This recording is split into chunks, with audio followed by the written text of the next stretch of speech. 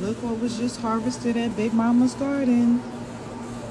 Look at how beautiful and fresh and healthy this cabbage looks. So green. You know it's natural, you know it's real. Not that artificial stuff in the store. Let's go, Big Mama.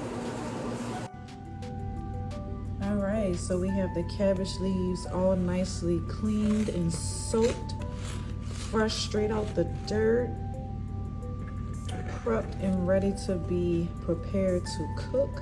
So this is what I'll be cooking tonight. I have some other bowls on the side with more leaves, more cabbage leaves.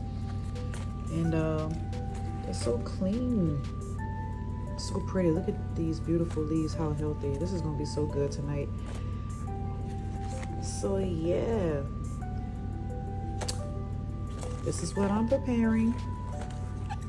Just wanted y'all to see how pretty these leaves were, how big and pretty. Just healthy, growing right in your backyard. Love it.